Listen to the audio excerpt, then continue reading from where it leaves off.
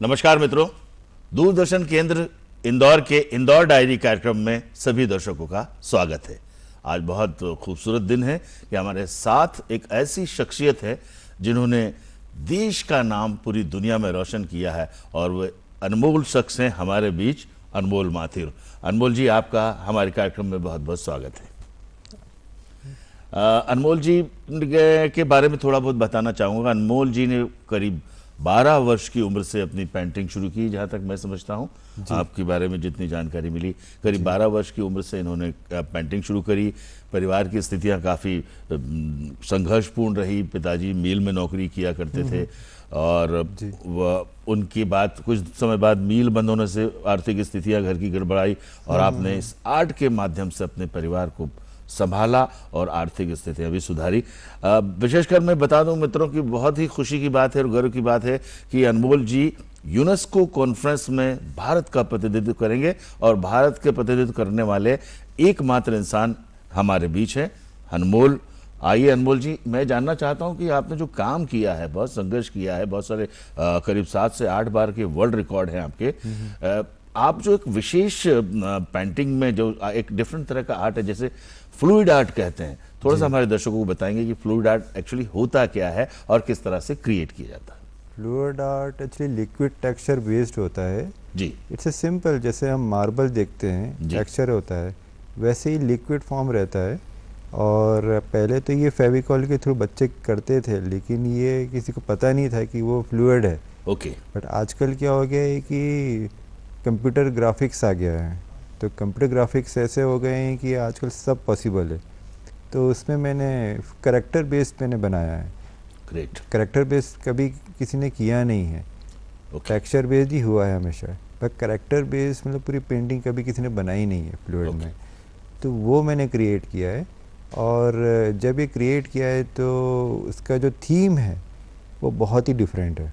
एक नया प्रयोग किया, एक प्रयोग मतलब एक कह सकते हैं एक्सपेरिमेंटल काम किया है। एक्सपेरिमेंट किया, राइट। तो वो एक पूरे वर्ल्ड में मैंने प्रेजेंट किया उसको। तो ये दुनिया का पहला आर्ट भी है। गुड। इसको दर्जा भी मिला है। तो ये इस फॉर्म में इसको बनाया गया है और ये ऐसा बनाया है कि इसे कोई कॉपी नहीं कर सकता। ओके। क्योंकि इसकी थीम इसको यूनिक बनाती है। एक अलग तरह का आर्ट आपने डेवलप किया है। हाँ, और पेंटिंग की दुनिया में आपका नाम पूरे देश दुनिया में इस आर्ट के कारण जाना जाता है। थोड़ा सा बताएंगे हमारे दर्शकों को किस तरह का आर्ट होता है, ये पेंटिंग आप किस तरह से बनाते हैं। और मैं भी चाहूँगा कि अनमोल जी की बनाई हुई तस्वीरें, पेंटिंग्स हमारे दर्शक भी देखें। अनमोल जी, ये पेंटिंग शायद मैं देख रहा हूँ, आप हमारे दर्शकों को भी दिखा सकते हैं। इस तरह का आर्ट अनमोल जी करते हैं। It's a character based. Yes, ये फ्यूजन मैंने बनाया है। ये फ्यूजन ट्रेडिशनल आर्ट है। ट्रेडिशनल आर्ट में तो हम काफ़ी चीज़ों को देखते हैं और देखते आ रहे हैं जी, बट इसमें फ्यूजन बनाया हुआ है। इसमें आइज़ बनाई हुई है मैंने और एक ट्रेडिशनल फॉर्म बनाया हुआ है। तो और पूरा एक कॉम्बिनेशन तैयार किया है। पहले क्या होता था कि ट्रेडिशनल आर्ट में सिंपल थीम होती थी बट पेंटिंग्स बहुत कम होते था। बट आजकल क्या है कि फ्यूजन आ गया है पूरा जी। तो ये ट्रेडिशनल आर्ट में फ्यूजन मैंने क्रिएट किया है। इसमें क्या है, थीम भी दिख रही है, मैसेज भी दिख रहा है, एक सोशल मैसेज भी है। तो वो इस पेंटिंग को यूनिक बनाती है। तो मेरा फ्लूइड का भी कॉन्सेप्ट पूरा ये ऐसा ही है जो मैंने डिजिटल में भी किया हुआ है। बट नाउ अब मैं इसको एक्रिलिक फॉर्म में लेके आने की कोशिश कर रहा हूँ ताकि दुनिया को और इसको ईजी वे में समझ में आए। काफ़ी सारी पेंटिंग्स आपने बनाई है, देश दुनिया में अपना नाम रोशन किया। वहाँ तक किस तरह से पहुँचे, आपकी जर्नी के बारे में हमारे दर्शकों को थोड़ा सा बताएंगे तो बहुत अच्छा लगेगा। इंदौर में काफ़ी साल पहले एक कंपटीशन हुआ करता था। बहुत बचपन में, मैं छोटा था जी। तो स्कूल ने मुझे वहाँ पे भेजा। तो क्योंकि स्कूल में आया तो कोई करता नहीं कंपटीशन, तो मैं बचपन से ही पेंटिंग में कुछ ना कुछ करता रहता हूँ। आपका तो इंटरेस्ट था, इंटरेस्ट हुनर था, ऊपर वाले ने आपको बख्शा था। बिल्कुल। और मैं आपको कह सकते हैं कि स्कूल के नोटबुक में भी मेरा वो कुछ ना कुछ रहता था। जी जी। तो मेरे ये कार्टून चीज़ों को देख के स्कूल वालों ने मुझे वो पार्टिसिपेट करने दिया और वहाँ से मैंने शुरुआत की। 1991 में पहला एग्जीबिशन था इंदौर में और नेहरू स्टेडियम, मुझे अब यहाँ तक मुझे याद है, नेहरू स्टेडियम पे था। एंड काफ़ी साल बाद मैंने 2012 में जी फिर से शुरुआत की कभी मैंने सोचा नहीं था कि मैं आर्टिस्ट बनूंगा, क्योंकि सपना सबका होता है कि हम कुछ करें, माँ बाप का सपना होता है कि बच्चा जॉब करे। जी। क्योंकि मेरा फादर जो एक जॉब था वो बेसिक जॉब था, आप समझ सकते जी हैं हाँ। कि मिल की जॉब क्या दे सकती है। तो बस एक सपना था कि मैं जॉब करूं, लेकिन ये था कि मेरे पेरेंट्स ने मुझे आर्ट के लिए कभी मना नहीं किया। और बस ये कि वो हैबिट ऐसी हो गई कि मैं जहाँ भी रहता था कॉमिक्स मुझे मिलती गई। और 1991 में आपको तो पता ही है कि उस ज़माने में कॉमिक्स आज भी लोग मशहूर हैं जो जी याद हाँ, उस करते वक्त हैं। के कॉमिक्स मुझे भी कुछ याद है, कुछ किताबें आया करती थी और हम लोग हम्म। उसको हमारे उस स्कूल के बाद का छुट्टियों का समय कॉमिक्स पढ़ने में और इन सब चीज़ों में वो जाता था। गर्मी के दिन तो जी उसमें जाते थे, आप समझ सकते हैं। तो बस वो दिन पूरे उसमें बीतते थे। और फ्री हैंड इलस्ट्रेशन किया है मैंने, सीखा नहीं है। जी तो बस वो वहाँ से। और एक है कि आजकल सोशल मीडिया काफ़ी चल रहा है। जी तो सोशल मीडिया जब आया तो मैंने एक्सपेरिमेंटल काम करना स्टार्ट किया। और एक होता है कि पहले के टाइम पे तो फ़ोटोग्राफी ज़्यादा होती थी तो जी लोग घूमते थे। हाँ हाँ आजकल सब गूगल आ गया है। जी तो गूगल ने क्या है मेरी रिसर्च को और क्लोज़ कर दिया। तो जो डिजिटल आर्ट के थ्रू मैंने जो आर्ट बनाया है जी। उसकी में मुझे काफ़ी हेल्प मिली। और इसके मैंने कम समय में इस आर्ट को क्रिएट किया। आप अकेले ही देश भर में इस तरह के इस फ्लूइड आर्ट पे काम करते हैं या और भी पेंटर इस पे काम करते हैं? मैं ये जो स्टाइल मैंने बनाया है, जिस स्टाइल में आपने देख रहे हैं गूगल पे भी करते हैं, ये मैं इकलौता ही आर्टिस्ट हूँ। क्योंकि फ्लूइड डिजिटल आर्टिस्ट इसमें लिक्विड टेक्सचर बेस्ड पेंटिंग होती है जो जी पूरा पेंटिंग को पूरा ही बना देता है। और कह सकते हैं कि इसमें जो टॉपिक्स होते हैं वो इतने यूनिक होते हैं। और मैंने तो करके देखा है, और शायद आप भी गूगल करेंगे तो आपको मालूम पड़ेगा जी कि वो अलग ही थीम पे ले जाती है पेंटिंग्स। और इसमें मैंने मैथोलॉजिकल भगवान की पेंटिंग्स भी अभी रिसेंटली पे बना रहा हूँ। जी। तो काफ़ी लोगों को उसमें पसंद आ रहा है। एंड ये है कि इसका जो अनोखा अंदाज ही इसको ले गया उसको। मतलब आपने किसी तरह की विधिवत शिक्षा पेंटिंग की नहीं ली है और एक तरह से आपका जो पेंटिंग की तरफ जो रुझान था बचपन से कॉमिक्स पढ़ते हुए देखते हुए और आपके हाथ चलने लगे और आप एक देश भर में जाने माने आर्टिस्ट बन गए। और मैं ये जानना चाहूँगा कि यूनेस्को तक की यात्रा, ये जर्नी किस तरह से डेवलप हुई, क्रिएट हुई और आपने कितने देशों में काम किया है, हमारे दर्शकों को थोड़ा सा जानकारी देंगे तो बहुत अच्छा लगेगा। यूनेस्को, हम सोशल मीडिया में एक्टिव रहते हैं तो मैं यही बोलूँगा कि सोशल मीडिया में एक्टिवनेस रहने की वजह से काफ़ी कॉम्पिटिशन्स मुझे गूगल के थ्रू मालूम पड़े। वर्ल्ड रिकॉर्ड का भी मुझे ऐसे ही गूगल के थ्रू मालूम पड़ा, सोशल मीडिया की वेबसाइट देखा। और सोचा नहीं था कि इतना हम क्रिएट करेंगे। बट ये एक होता है ना कि हम फैमिली का प्रॉब्लम तो चल भी रहा था, लेकिन उसको भी मैंने साथ साथ अपने पेंटिंग्स में ज़्यादा रुझान में भी आया। क्योंकि एक होता है ना, पेंटिंग एक मेडिटेशन का हिस्सा माना जाता है। जी तो काफ़ी हद तक पेंटिंग्स ने मुझे अपना एक कहते हैं कि काल्म रखा, एक धैर्य रखा। और उसी की वजह से आज मैं यहाँ तक पहुँच पाया हूँ। ये बहुत अच्छी बात है। ये पेंटिंग हो या कोई भी एक कला, एक कलाकार उस कला के साथ जब जुड़ता है तो उन्हें बहुत सुकून मिलता है और बहुत ताकत और बल भी मिलता है। मैं जानना चाहूँगा कि आप इस यूनेस्को की आपने कुछ तैयारी करी है, हिंदुस्तानी संस्कृति को देश दुनिया के सामने ले जाने के लिए आपने कुछ टॉपिक नए तैयार करे हैं, कोई नई पेंटिंग है? मेरे ख्याल से वहाँ लाइव पेंटिंग कंपटीशन भी होता है। तो किस तरह से आप मैसेज देना चाहेंगे दुनिया भर के लोगों को हिंदुस्तान की तरफ से? इसमें यूनेस्को का ऐसा है कि थीम रहता है यूनेस्को में, जी और उस थीम के अकॉर्डिंग हम सबको फॉर्म भरना पड़ता है।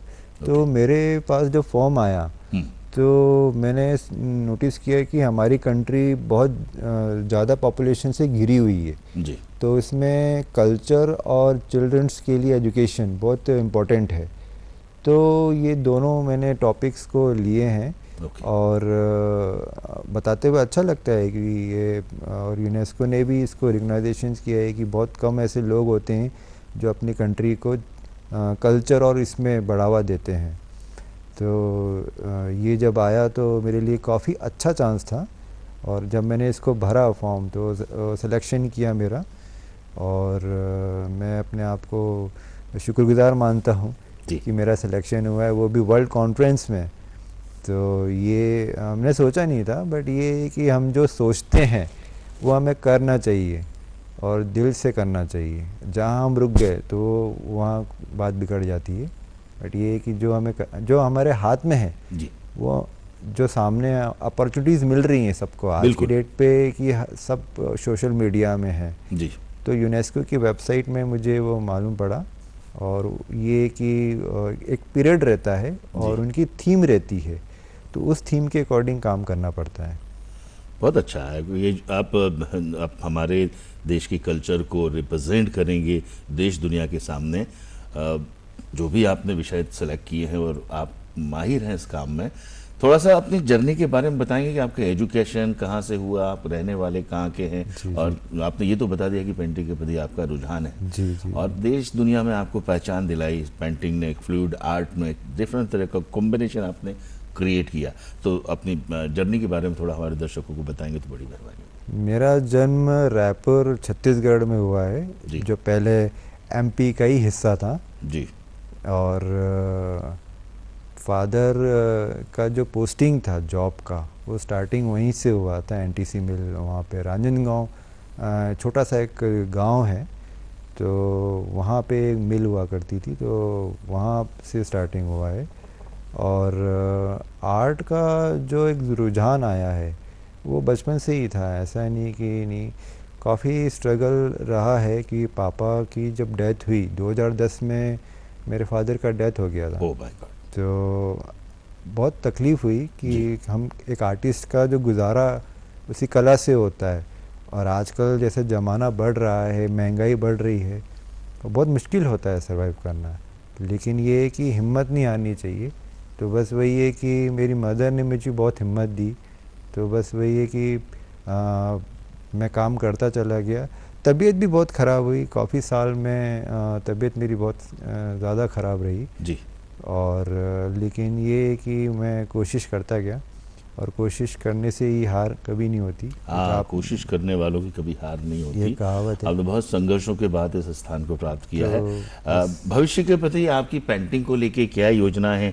क्या ये जो कला आपने विकसित की है, एक डिफरेंट तरह का कॉम्बिनेशन क्रिएट किया है, क्या हमारे देश के और पेंटर्स को, नई पौध को, आने वाले बच्चों को आप इस पेंटिंग को सिखाना चाहेंगे? आपने जो क्रिएट किया है इसे और लोगों तक पहुंचाना चाहेंगे? इसके लिए कोई प्लानिंग है क्या आपकी? हाँ, इसकी प्लानिंग है, और कुछ लोग सीख भी रहे हैं, और बहुत लोग फॉलो भी कर रहे हैं। ओके। ये एक नया आर्ट है, आप भी देख रहे हैं। तो काफ़ी लोग की क्लासेस अभी रनिंग में हैं, तो कुछ लोग ने इंक्वायरीज़ करना स्टार्ट किया है, इसके बारे में पूछना चालू किया है बहुत मुझसे अच्छी। कि ये क्या होता है, जी। कैसे होता है, इसको कैसे इसको इवेल्यूट करेंगे, कैलकुलेट करेंगे कैसे। और ये इसकी ख़ास बात ये भी है कि ये इंटरनेशनल लेवल पे इसको मैंने तैयार किया है, और ये ऐसा इसको बनाया है कि पहले तो क्या होता था कि हम जो आर्ट करते थे जी। वो यहीं पे होता था, नेशनल होता था और यहीं पे होता था। अब ये जो आर्ट मैंने तैयार किया है, ये अब आप इसमें पूरा ग्लोबल आप थीम पर है, मतलब आप इसको यूनेस्को में प्रेजेंट कर सकते हैं, यूनाइटेड नेशन में प्रेजेंट कर सकते हैं, अमेरिका में प्रेजेंट कर सकते हैं। ये ग्लोबल थीम है। आप कुछ क्लासेस वगैरह ले रहे हैं, बच्चे सीख रहे हैं आपसे, या कुछ पेंटर भी आपकी तरफ आकर्षित हैं जिस तरह की कला से आप जुड़े? देखिए, पेंटिंग एक ऐसी विधा है जैसे कि कोई संगीतज्ञ होता है, कोई वाद्य यंत्र बनाता है, कोई अच्छा सिंगर होता है, ये भी एक बड़ा हुनर है। तो मैं चाहूँगा कि ये जो नया काम आप कर रहे हैं, ये पूरी देश दुनिया में तो आप पहुँचाए रहे, हमारे शहर के और हमारे देश के बच्चे इसे सीखें और इस पेंटिंग में अपना नाम रोशन करें, इस आर्ट को लेके देश दुनिया में अपनी पहचान बनाएं। अगर ऐसा कुछ कार्यक्रम अगर आपका है तो हमारे दर्शकों को ज़रूर बताइए। और मैं ये जानना चाहता हूँ कि कैसा फील कर रहे हैं अब आप, जो इस दौर से निकल के आने के बाद देश दुनिया में आपका नाम हो रहा है। पेंटिंग के अलावा और क्या क्या करते हैं? कुछ और शौक हैं आपके? पेंटिंग के अलावा मुझे ड्रामा का बहुत शौक था। ओके। मुझे अभी भी याद है कि मैं बहुत छोटा था, बट मेरे फादर मदर जो भी नई मूवी आती थी वो देखने जाया करते थे। तो वो मूवी देखने के बाद मैं भी वैसे का वैसे ही करता था एक्टिंग। एक नकल करते हैं। जी तो एक ड्रामे का एक शौक़ वहाँ पे था, और बताते हुए खुशी महसूस होती है कि मैकबेथ का हिस्सा भी रहा हूँ मैं, जो इंदौर में काफ़ी साल पहले राजवाड़ा ऐतिहासिक जगह में हुआ था। जी। तो उसमें छोटा सा रोल भी मुझे मिला था। अरे वाह, अभिनय से भी जुड़े रहे हैं आप। जी जी जी। बहुत खुशी की बात है। देखिए, एक कलाकार में डिफरेंट डिफरेंट आयाम होते हैं, अलग अलग रंग होते हैं, और उन रंगों से ही कोई भी कलाकार अपने जीवन में सृजन करता है और अपने अंदर की चीज़ों को बाहर निकालता है। कुछ लोग म्यूज़िक करते हैं, कुछ लोग पेंटिंग करते हैं, कुछ लोग अभिनय करते हैं, कुछ लोग स्पोर्ट्स करते हैं। एक खिलाड़ी को भी जो अंदर से जो लगन होती है और अपना नाम रोशन करता है, सिद्धस्ता हासिल करते हैं। आपने इस डिफरेंट तरह के आर्ट में सिद्धस्ता हासिल करी। कितने प्राइजेस आपको देश भर से मिले हैं, थोड़ा सा हमारे दर्शकों को बताएंगे तो अच्छा लगेगा। मुझे अभी सबसे बड़ा जो अवार्ड मिला है वो है इंटरनेशनल टैगोर अवार्ड मिला है, जो रविन्द्रनाथ टैगोर जी का है जी। और ये इंटरनेशनल लेवल पे मिला है। जी मैं बिल्कुल बताना चाहूँगा आपको। अरे वाह, ग्रेट। ये आप देख सकते हैं। बहुत बधाई अनमोल, आपने इंटरनेशनल टैगोर अवार्ड को जीता है। ये हम सब ये मेरे लिए सौभाग्य की बात है कि अंडर 40 एज में, हालांकि ये अवार्ड ऐसा होता है कि बहुत सीनियर आर्टिस्टों को दिया जाता है जी। लेकिन अंडर 40 बहुत कम एज है, अभी इतनी एज नहीं है। ये मुझे मिला है, और ये मिला है outstanding best contribution in the field of visual art. जो मैं कर रहा हूँ ये एक कहना चाहिए कि इनक्रेडिबल है। तो इस सम्मान में मुझे ये प्राप्त हुआ है। बहुत बधाई, बहुत शुभकामनाएं आपको आने वाले समय के लिए भी। और किस तरह से आप दूसरे देशों में यात्रा करते हैं, वहाँ पे एग्जीबिशंस करते हैं, और आपकी पेंटिंग की शायद सेल भी होती होगी। हाँ जी जी जी, सेल हुई है। ये एक इत्तेफाक था कि जब मेरे फादर एडमिट थे तो मैं सोशल मीडिया में सर्फिंग बहुत करता था, इनफैक्ट बात बहुत करता था। तो टेंशन था, ऐसा नहीं कि मेरे फादर जब एडमिट थे तो सबको टेंशन होता है जी। कि मुझे कुछ करना चाहिए उसमें। तो ऐसी मुझे बायर मिले। ओके। तो वो भी सोशल मीडिया के थ्रू मिले। ग्रेट। तो इसलिए मैं सोशल मीडिया को एक अपने लिए लकी मानता हूँ। सोशल मीडिया को काफ़ी लोग बोलते हैं कि अच्छा नहीं है, ऐसा नहीं है। सोशल मीडिया को हम सही तरीके से यूज़ करते हैं तो आपकी लाइफ बन सकती है, ऐसा नहीं है। तो वैसे ही मैंने इसको यूज़ किया और मेरी पेंटिंग यूरोप में काफ़ी सेल हुई हैं। जी। पेरिस, मिलान और अमेरिका में भी गई हैं और वियना में भी गई हैं। वाह। तो अब पेरिस जैसा जगह पे सेल करना एक भारतीय के लिए बहुत बड़ी बात है। हम सब के लिए निश्चित रूप से गर्व की बात है, और हम आपके लिए बहुत उत्साहित हैं आपकी आप यूनेस्को कॉन्फ्रेंस में जाएं, इस देश का नाम रोशन करें और अपनी कला से दुनिया जहां में पहचान बनाएं, विशेषकर भारत की। तो बहुत सारी बधाइयाँ, बहुत बहुत शुभकामनाएं आपको। अनमोल जी, मैं जानना चाहता हूं कि इस इंटरनेशनल यूनेस्को कॉन्फ्रेंस के बाद ये जो रिप्रेजेंटेशन करेंगे, इसके अलावा और क्या प्लानिंग है इस अनूठी कला को लेकर आपके दिमाग में? मैं चाहता हूँ कि अब मैं इंदौर से बिलोंग करता हूँ। हर आर्टिस्ट हर जगह से अपने आप को ट्रिब्यूट करता है। तो मेरी एक इच्छा है कि इंदौर में एक गैलरी हो, नेशनल गैलरी होना बहुत ज़रूरी है, क्योंकि नेशनल गैलरी होगी तो लोग पहचानेंगे उस आर्टिस्ट को। राइट। तो मेरी एक रिक्वेस्ट भी है कि बहुत जल्दी नेशनल गैलरी भी हो इंदौर में, जिसमें इंदौर का नाम भी हो जी। और इंदौर के सारे आर्टिस्टों का उसमें एग्जीबिशन लगे। तो एक हॉल ऑफ फेम कहा जाता है। जिस तरह से जहांगीर आर्ट गैलरी है, उस तरह से एक बड़ी आर्ट गैलरी जी जी जी हमारे शहर में बनना चाहिए। बनना चाहिए, बिल्कुल बिल्कुल। और मैं चाहता हूँ कि जल्द से जल्द गवर्नमेंट इसको लागू करे, ताकि जिस तरीके से स्मार्ट सिटी है हमारा इंदौर, जी, इस तरीके से गैलरी और आर्ट कल्चर में भी आगे है। बहुत बहुत अच्छी बात है। इसको लेकर आपने कुछ कभी प्रशासनिक लोगों से चर्चा की? आप नेशनल अवार्ड विनर हैं, इंटरनेशनल अवार्ड विनर हैं, काफ़ी रिकग्नाइजेशन है आपका, तो कभी किसी बड़े अधिकारी से या हमारे पॉलिटिशियंस से किसी से इस विषय पर चर्चा करें और इस बात को आगे बढ़ाएं? जो बीइंग मैं भी एक थिएटर आर्टिस्ट हूं और मैं चाहता हूं कि ऐसा एक सेंटर बने, जिस तरह से भारत भवन भोपाल में विभिन्न कलाओं को लेकर एक सेंटर है, चूँकि इंदौर में भी एक बड़ा आर्टिस्ट हब है हमारे यहाँ भी। थिएटर होता है, ड्रामा होता है, म्यूज़िक के बड़े कंसर्ट होते हैं और बहुत सारी कला से संबंधित एक्टिविटीज़ होती हैं। तो निश्चित रूप से मैं आपकी इस डिमांड का समर्थन करता हूँ। एक बड़ा कला का सेंटर भारत भवन भोपाल की तरह इंदौर में भी बनना चाहिए, जहाँ देश भर के तमाम तरह के कलाकारों को अपने आर्ट को परफॉर्म करने का, रिहर्सल करने की जगह का और अपनी एग्जीबिशन लगाने का मौका मिले। बहुत आज गर्व हो रहा है आपके साथ बैठ के, बहुत खुशी हो रही है कि आप देश दुनिया में हमारे देश का नाम रोशन कर रहे हैं। कुछ पेंटिंग्स आप लेकर आए हैं तो हमारे दर्शकों को दिखाएंगे कि आप जरूर कला का जरूर जो फॉर्म है, जरूर कलर्स हैं आपके, जो आपका टेक्सचर है, डिफरेंट तरह की क्रिएटिविटी है, हम चाहेंगे हमारे दर्शकों को दिखाएं। मैं फ्लूइड डिजिटल आर्ट के साथ हैंडमेड भी करता हूँ, ये काफ़ी लोगों को नहीं पता है। तो ये मैंने कुछ खुद से बनाई हैं, ये टेक्सचर बेस्ड है और ये अलग तरीके से बनी है।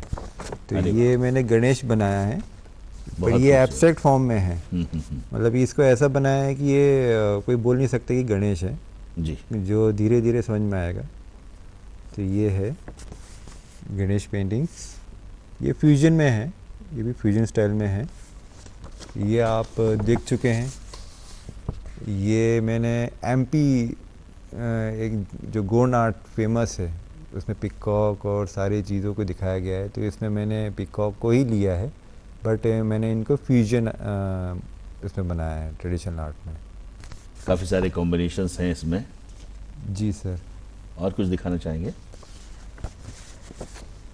ये मैंने काफ़ी यूनिक है, इसमें आप देख सकते हैं कि हिंदी के अक्षर हैं। तो इसको मैंने अक्षर की पेंटिंग्स को एक नया एक आयाम दिया है, क्योंकि काफ़ी लोग पेंटिंग ज़रूर करते हैं लेकिन हिंदी के अक्षर बहुत कम लोग यूज़ करते हैं। तो इसमें मैंने अपने इंडिया के लिए, कि हमारा इंडिया भी साक्षरता के लिए आगे बढ़ रहा है, तो उस मैसेज को दिखाने के लिए मैंने इसको हिंदी के अक्षर यूज़ किए हैं। बहुत यूनिक कॉम्बिनेशन है, बहुत सुंदर पेंटिंग है। आपका जो कलर का कॉम्बिनेशन है, जो आपने कलर्स इस्तेमाल किए, वो भी बहुत खूबसूरत और काफ़ी ब्राइट है। Thank you sir. ये मैंने जो बनाया है ये पूरा यूनिक है जी, और ये आप देख सकते हैं, ये एब्स्ट्रैक्ट आर्ट है और इसकी थीम ही इसके अकॉर्डिंग आप बहुत डिफरेंट थीम है और इसको सेव नेचर के थ्रू मैंने इसे रिप्रेजेंट किया है। नीचे देख सकते हैं, नीचे बोर्ड बनी हुई है और ये थोड़ा सा एम्बोस, जैसे फेविकॉल और बहुत सारी चीज़ें हम यूज़ करते हैं, वैसी फॉर्म में मैंने यूज़ किया है।